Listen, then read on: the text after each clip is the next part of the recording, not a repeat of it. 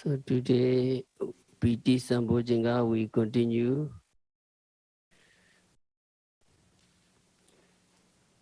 the supportive condition for the PT Bojjhangha, as the Buddha said, is Yoniso Manasikara.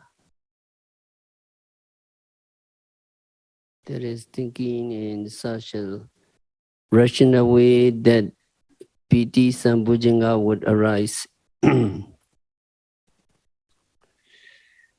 Contemplating the admirable qualities of the Buddha, yogi may develop piti. Such contemplation is also a kind of yoniso manasikara. In order to develop piti, joy, just practice. Just apply yoniso manasikara to the development of mindfulness. There is the simple method given by the Buddha, but the commentary mentions 11 supportive conditions for piti. Buddha nosati, recollecting the qualities of the Buddha. Dhamma nosati, recollecting the qualities of the Dhamma. Sangha nosati, recollecting the qualities of the Sangha. Sila nosati, recollecting the qualities of one's morality. Jaga nosati, recollecting the qualities of one's generosity, etc. Yesterday, Buddha nosati, the qualities of the Buddha. Because of this, the Blessed One is called Worthy One, fully enlightened one, one fully endowed with Vajja and Charana, vision and conduct. Because of this, the Blessed One is one who has gone rightly. Because of this, the Blessed One is the knower of the worlds. Because of this, the Blessed One is called the incomparable leader of men to be tamed. Because of this, the Blessed One is called the teacher of gods and men. Because of this, the Blessed One is called the enlightened and the blessed. Buddha qualities. Buddha is completely fulfilled with all of the infinite qualities. His qualities cannot be comprehended, cannot be compared. His qualities are without limit.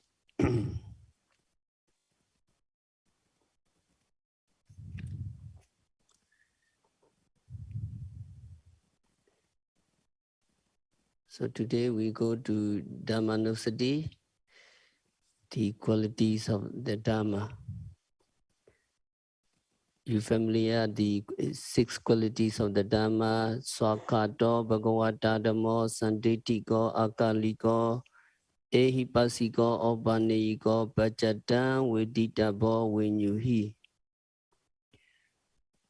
The Dhamma of the Blessed One is well expounded. Swakato, well expounded. Every religion claims that their holy teachings have been well expounded. Also, Buddhists, they claim that Buddhism, the teaching of the Buddha have been well expounded. In this case, it is important to check whether their claim is true or false. If the teaching can help them remove loba, attachment, dosa, anger, moha, delusion, then it would mean that the teachings are well expounded.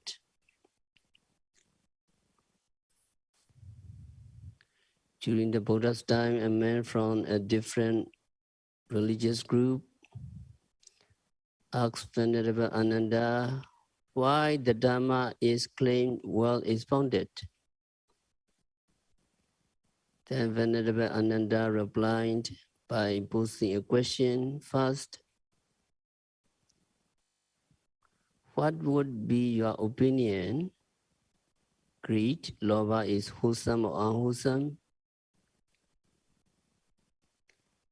When greedy, people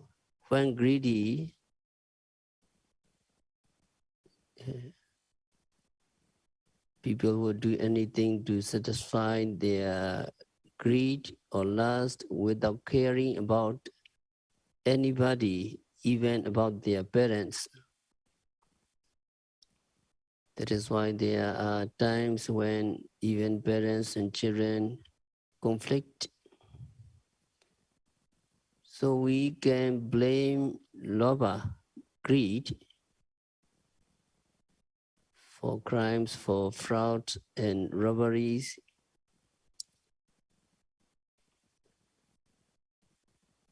At one time, an elderly monk made a remark on a bad man in this way.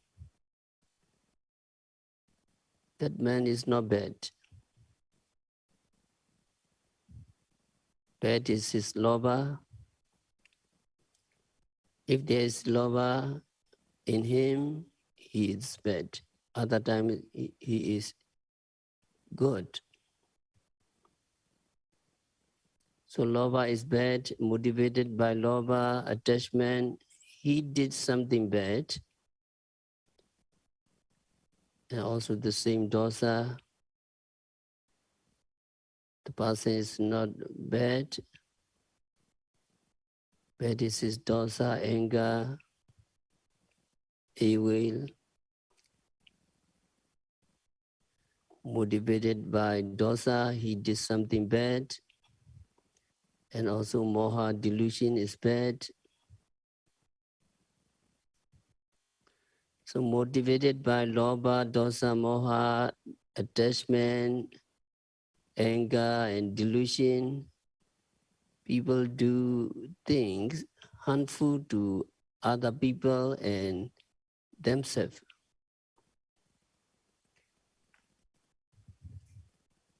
Our entire world suffers mainly due to kilesa, lobha, dosa, moha, mana, ditthi, etc. Greed, anger, delusion, pride, wrong view. So they are also responsible for severe conflict in the family, in the community, etc. If you see far and wide, you will find these lobha, dosa, moha, mental defilements are very harmful phenomena. If mental defilements, lobha, dosa, moha were removed from people or the family members or the community or the citizen in our world would become really peaceful and nice. So it is very obvious these mental defilements, lobha, dosa, moha, are very bad. So when asked whether lobha is good or bad, the man replied that lobha is bad. Apparently, lobha causes trouble to himself and other people. It is natural that if he do something harmful to other people, that deed will cause harm to him in return. Most probably he would be legally punished in this very life for such harmful deeds. Even if not, he have to pay heavy price for that in the afterlife or sometime later in the cycles of rounds of rebirths in the cycle of samsara.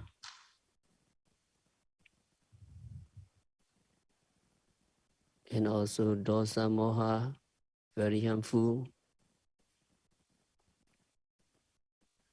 So when he was asked whether the Dharma should be considered well expounded, if it teaches how to get rid of mental defilements, lobha, dosa, moha, etc., he answered, yes. It is well expounded if Dharma teaches how to get rid of mental defilements. For sure, Buddha taught how to reduce mental defilements to absolute minimum.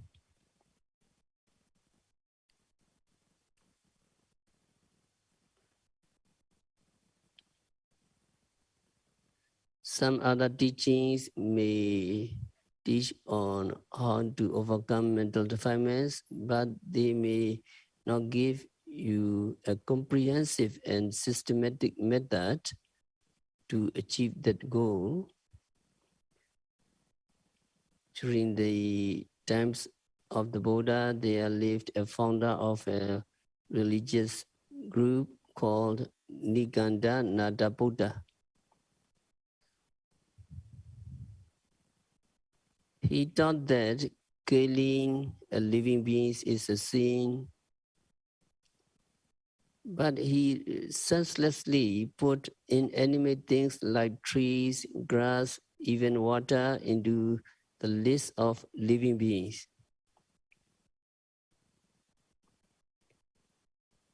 That means don't kill the water, don't take shower,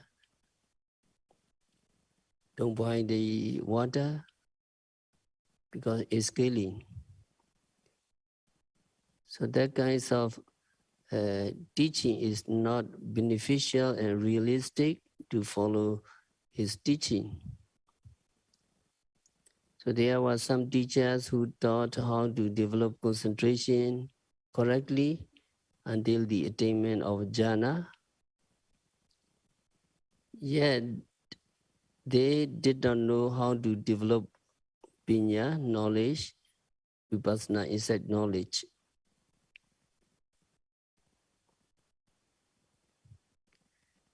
They did not know how to develop the empirical knowledge of Namarupa, psychophysical phenomena, their causality and changes, or in other words, the insight knowledge into nature, dukkha, anatta, impermanence, unsatisfactoriness, and non-self.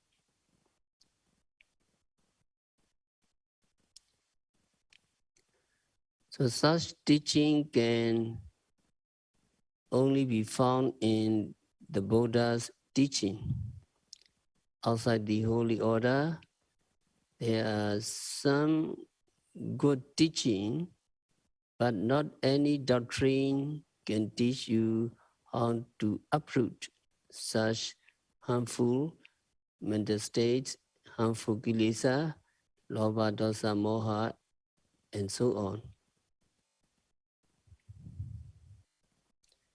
And the Buddha taught how to undertake sila, moral conduct, that helps prevent the mental defilements from transgressing physically and verbally. That is vitekama kilesa.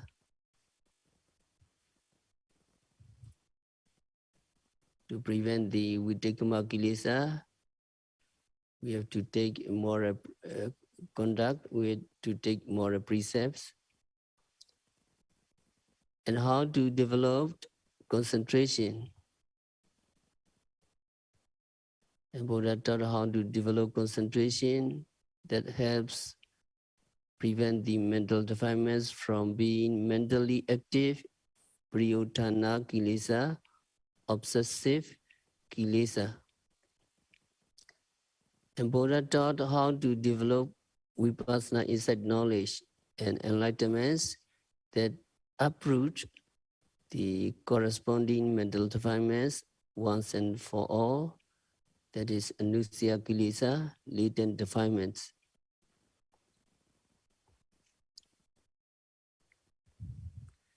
Then the layman realized and he satisfied why the Buddha teaching is claimed Swakato, well expounded.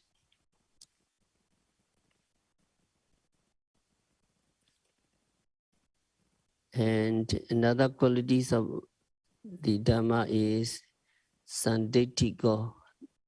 The Dhamma is Dhamma is what you can really experience. You can experience the Dhamma if you practice Dhamma. You would feel inspired to practice Dhamma, not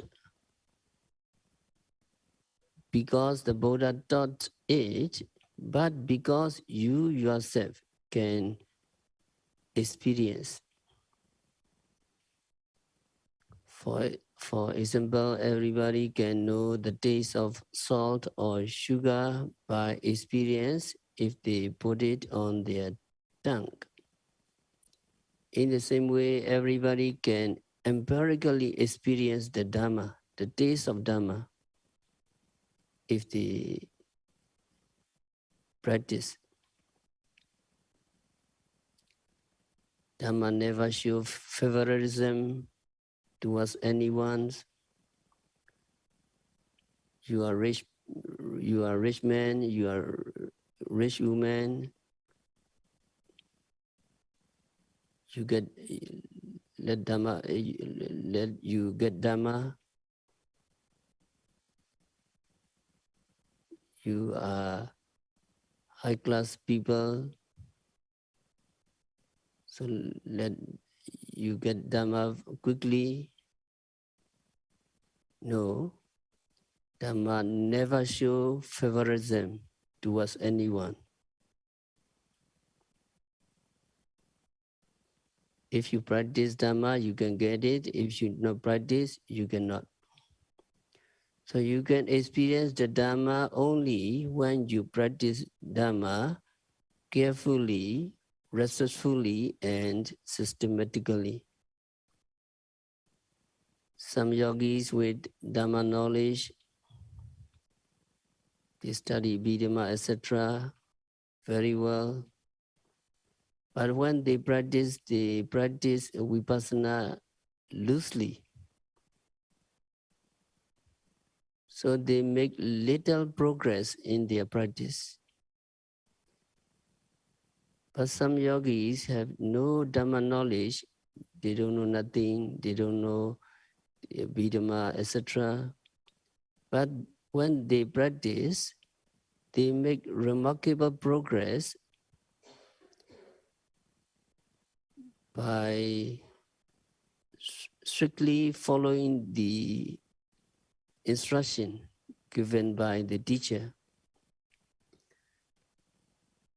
So some may even feel skeptical doubt about the fact that some yogi without Dhamma knowledge make progress, while knowledgeable yogis don't. Actually, they should not have doubt about that. For example, suppose he gets sick and his doctor prescribe medicine, then he have to take the medicine as prescribed so that he can recover from sickness. Otherwise, he won't recover. In the same way, he can experience the Dhamma, the taste of Dhamma, when he practices it carefully. So the Dhamma is not what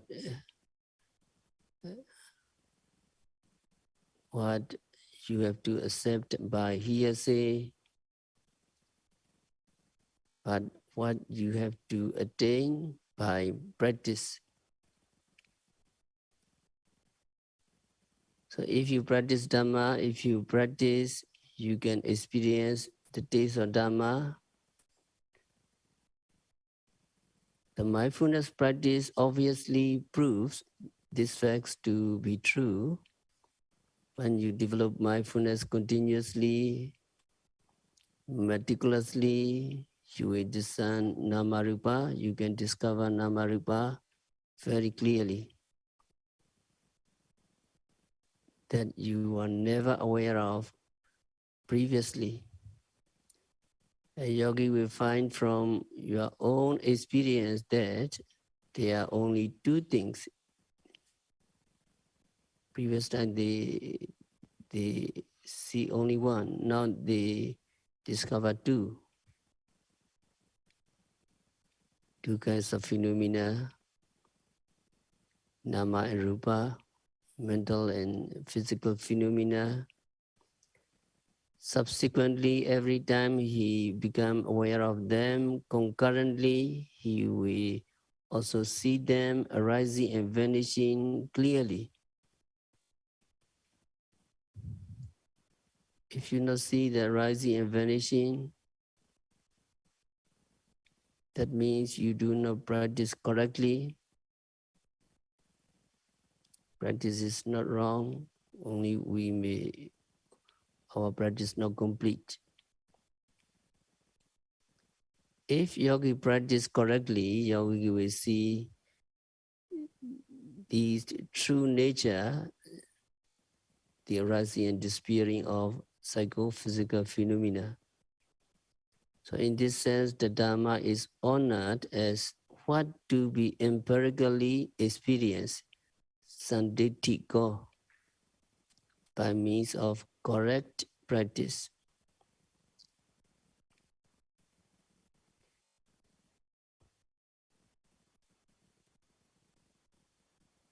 Does Buddhism require you to believe in Buddha without condition?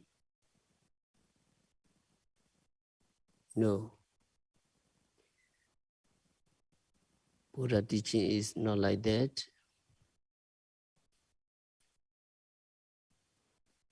Buddha just said that if you practice Dhamma, you will experience it. You yourself will see, you yourself can accept whether right or wrong, good or bad, beneficial or not. You have to decide, you will see, and you can accept. So Dhamma is very profitable.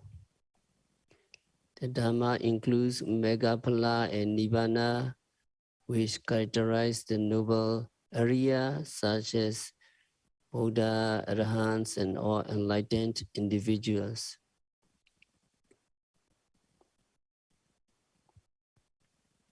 Today we have to explain some outstanding characteristics of the Dhamma.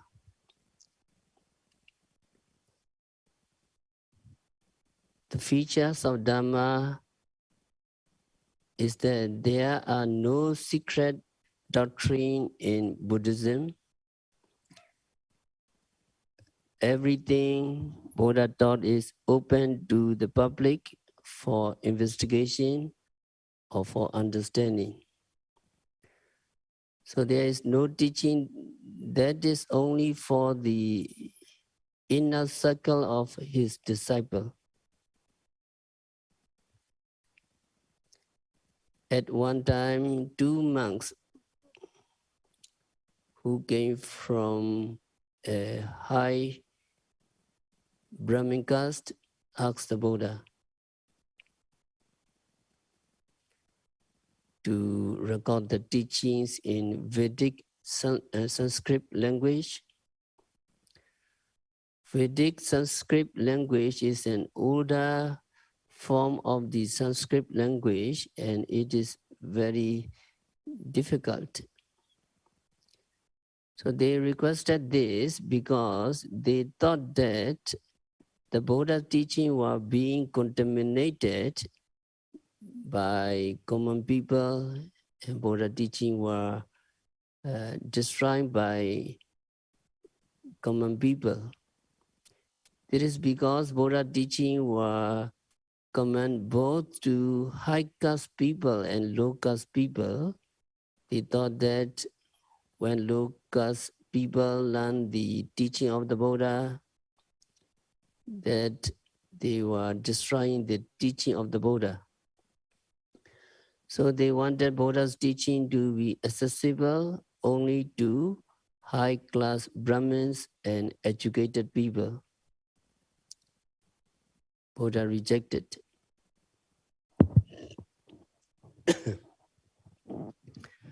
Buddha rejected their request and said that the words of the Buddha should not be recorded or rendered in Vedic Sanskrit language. Whoever should do so, if you do this, there is an offense of wrongdoings. So there is some kinds of offense. If you try to record the Buddha teaching in Vedic Sanskrit, which is not easily understood by all people, then Buddha said, I allowed you to learn the words of the Buddha, each in his own dialect. That means you can study the teaching of the Buddha in your own language. So that is what we are doing now.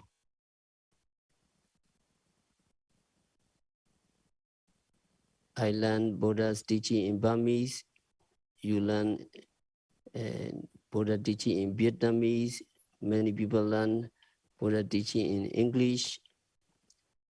So Buddha teachings are for all people, not for a few selected elite. So in his last year, one day Buddha said to Venerable Ananda, Ananda, the teaching has been proclaimed by me without making any distinction between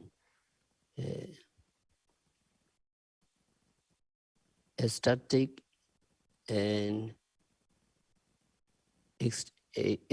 ecstatics. That means making any distinction between inside teaching and outside teaching. Teaching for an inner circle of disciples and teaching for outside people. Buddha did not make any such distinction. So Buddha teachings are for both those who are close to him and for those who are outside.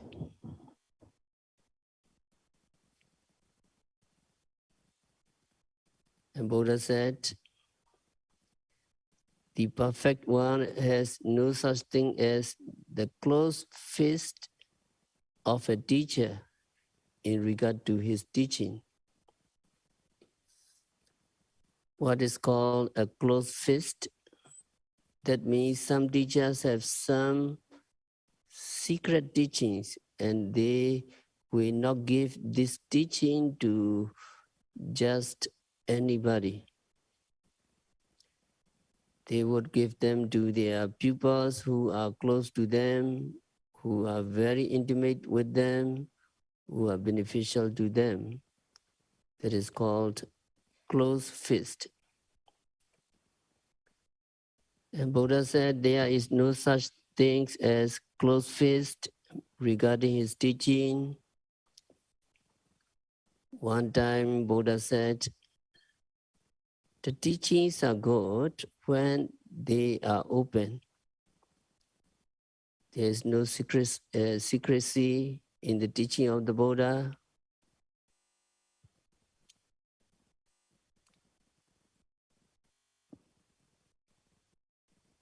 And another features of Dhamma is freedom of thoughts and freedom of inquiry. So Buddhism is unique among religions because Buddha allowed freedom of thoughts, freedom of inquiry. You can investigate even his teaching, Buddha teaching. You have the right to doubt Buddha teaching.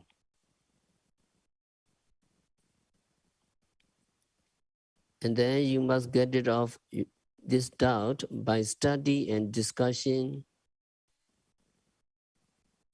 and practice. So Buddha allows freedom of thoughts.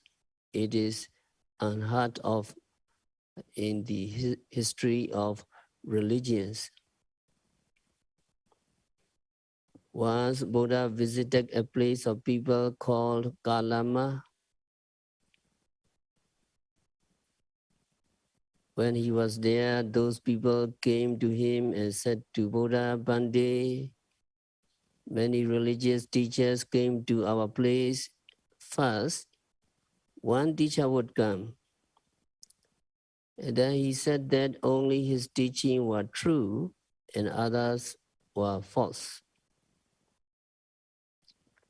Then other teachers would come. And they also said that their teachings alone were correct and the teachings of others were wrong. So we are confused as to which is correct and which is wrong. Pandit, what must we do? So they said to Buddha, and Buddha said, Kalamas, it is proper that you have doubt about the teachings because many teachers have come and then told you that their teachings alone is correct and others are wrong. This statement, this discourse is very important because it shows how open to freedom of thoughts the Buddha's teaching are. And Buddha said, do not accept anything on mere hearsay. Do not accept it as correct just because you hear it from somebody.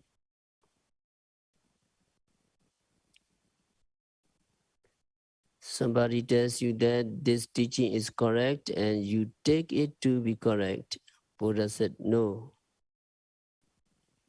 do not take it just by mere hearsay.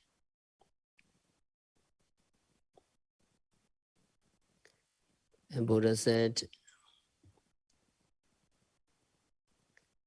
do not accept anything by mere tradition.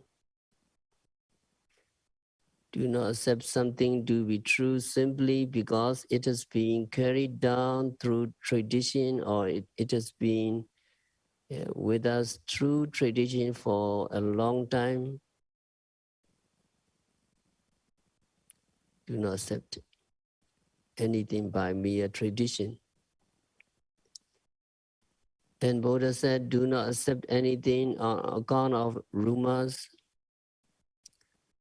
Sometimes people say something is like this or it is like that. Rumors are mostly not correct. So do not accept something to be true simply because it is rumored by people. Then Buddha said, do not accept anything to be true just because it occurs in your religious books.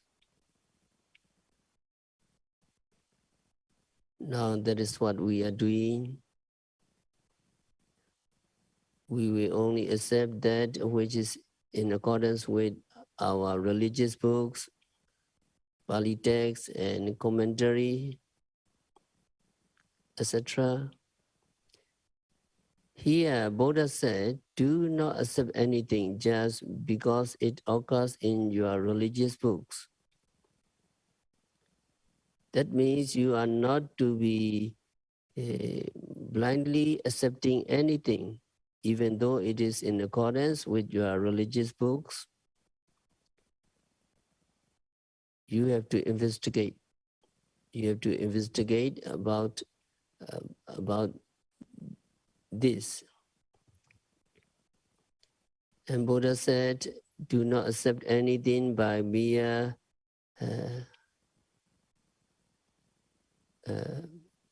supposition, presumption. You think that it is this way or it is that way. You think about it and you think it must be true. So just by mere thinking about something, you are not to accept it to be true.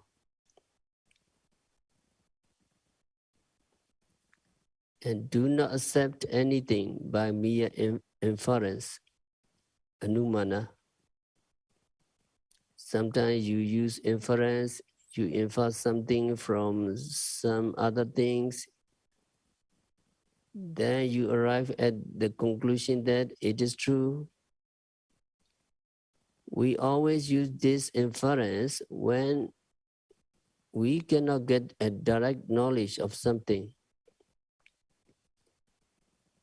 What is arrived at by inference may or may not be true.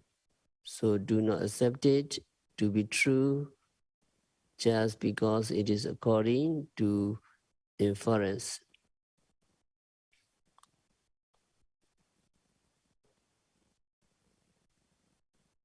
And do not accept anything by merely considering the appearances. You look at something and it appears this way, and so it must be true.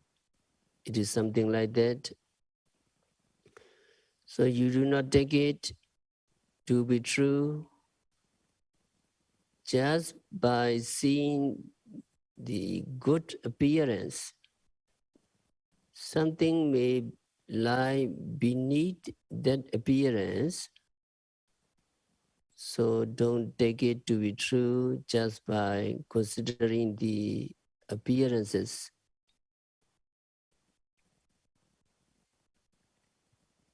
And do not accept anything to be true merely because it accords with your preconceived notion.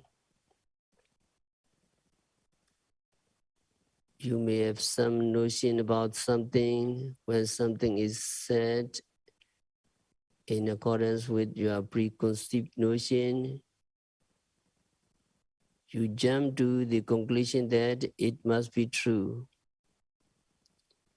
But Buddha said that you are not to take it to be true merely because it accords with your preconceived notions.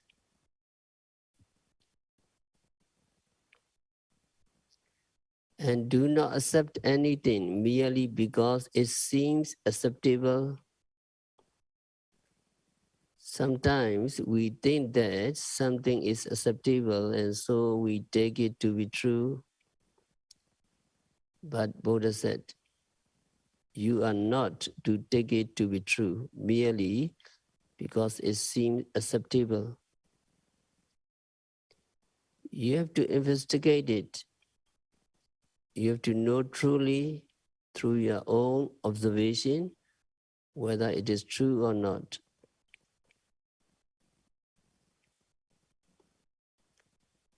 Now Vipassana always encourage you trying to see the arising and disappearing on Nama and Rupa.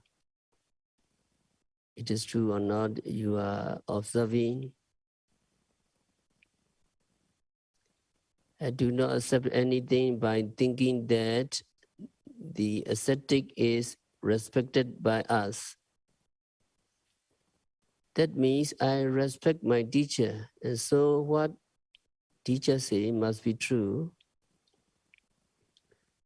Do not take it to be true simply because you think that your teacher is a respected teacher, and so what he said must be true.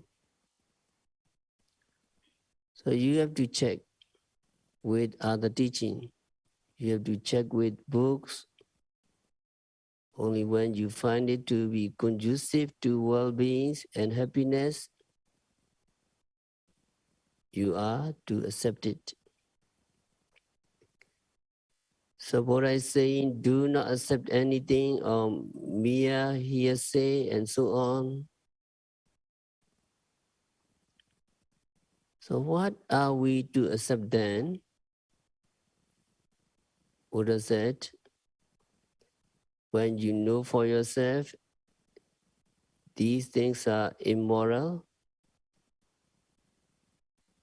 akusala, these things are blameworthy, these things are censured by the wise people, and these things, when performed and undertaken, conduce to ruin and sorrow, then indeed you reject them. That means you have to find out for yourself whether these things are immoral, blameworthy, censured by the wise people, and are conducive to ruin and sorrow when they are practiced. If you find it so, then you are not to accept them.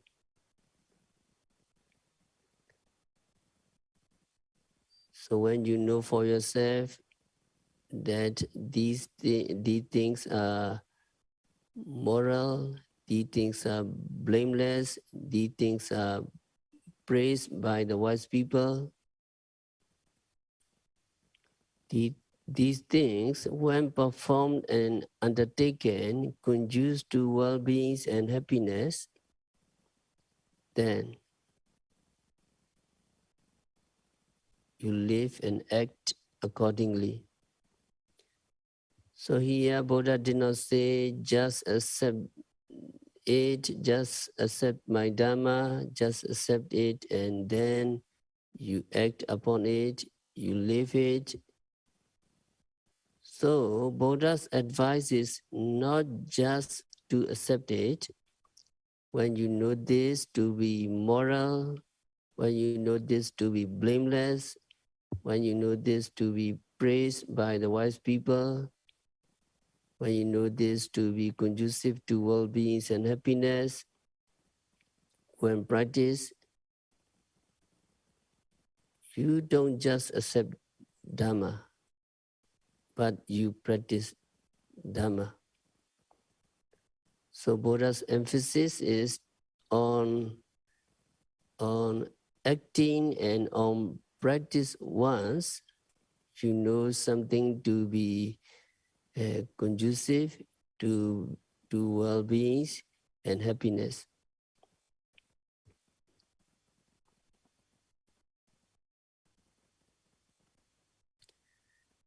By this statement and by other statements, Buddha allowed freedom of thoughts or freedom of inquiry to his disciple. So these are the outstanding characteristics of the Dhamma, outstanding characteristics of Buddhism. Also, you can you can know the qualities of Dhamma.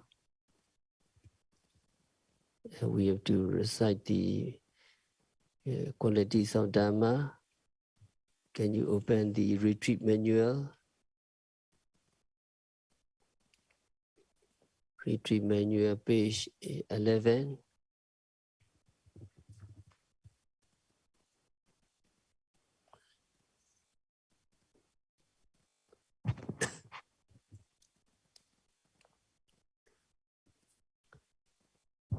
Page 11, Dhamma Guna, qualities of the Dhamma. Can you follow me? Swakato, Bhagavata Dhammo, Sandetiko,